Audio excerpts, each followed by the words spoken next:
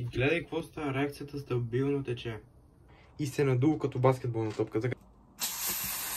Здравейте хора, добре дошли в лабораторията ми днес.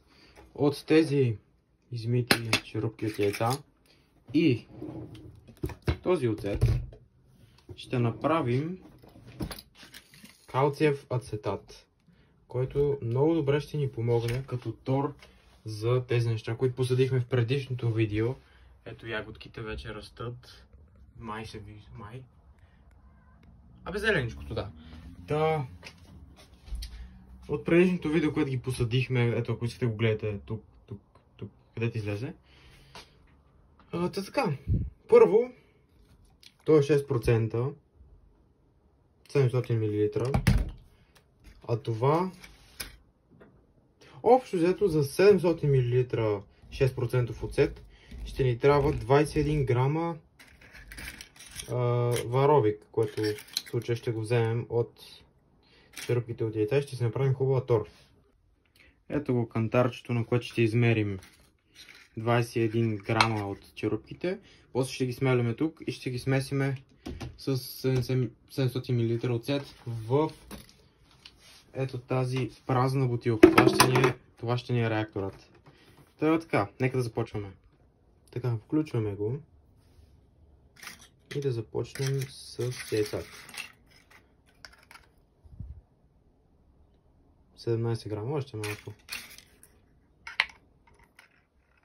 21, 22, ще да чупнем малко от това. Така, я. Аре де, още съвсем.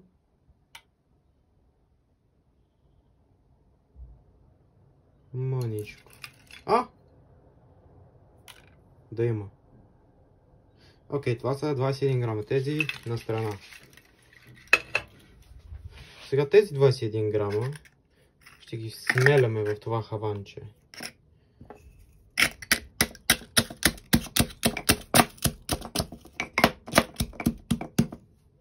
Ето смляхме ги. Ако се питате защо 21 грама, защото ни трябва двойно количество чиста концентрирана оцетна киселина. Тази е 6%. И 6% в 700 мл са нещо от сорта на 42 грама чиста оцетна киселина. И ни трябва двойно чиста оцетна киселина, за да направим реакцията. И 42 делено на 2 е 21. Не знам дали разбрахте, надявам се, силно се надявам да сте разбрали. Общото трябва ни половината от това. Абе, толкова, колкото...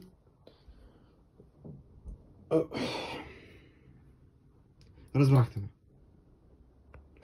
ме!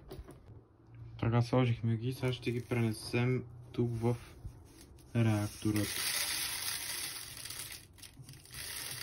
Реактор силно казвам, направо си шише. Ето готово.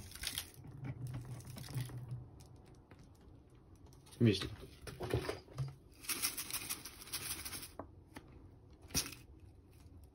Мисля, че ще ни трябва по-малко оцет. Някакси не ми се връзват нещата.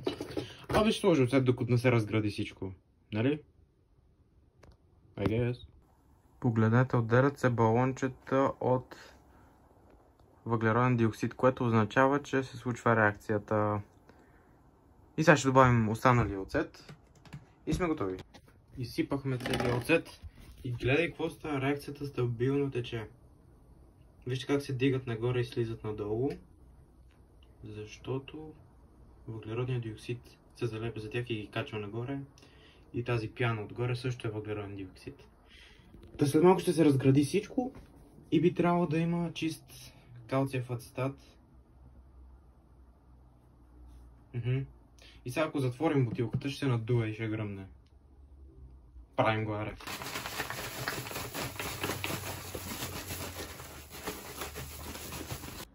Ето хора, това почти се разтваря напълно.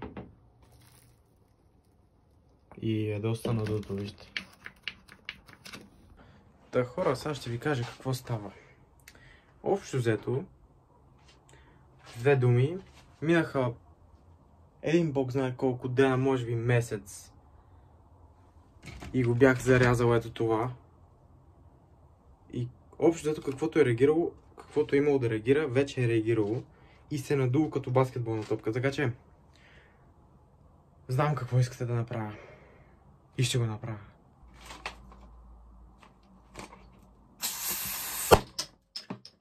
Damn, son! Мале! Глей. Това е... Не знам какво. Но микрофона най-вероятно го обезшуми доста шумничко беше. Да, дано не съм стреснал съседите много.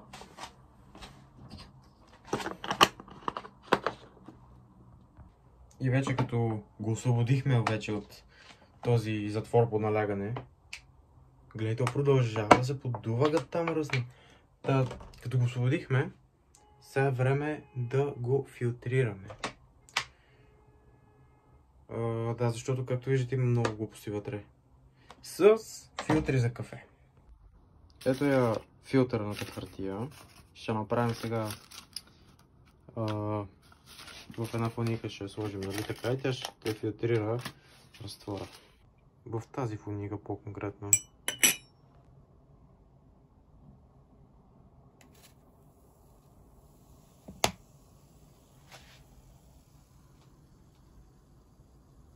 Да, излиза бистър.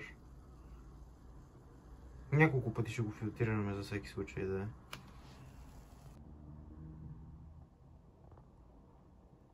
Ако някой може да обясни защо става така, нека каже.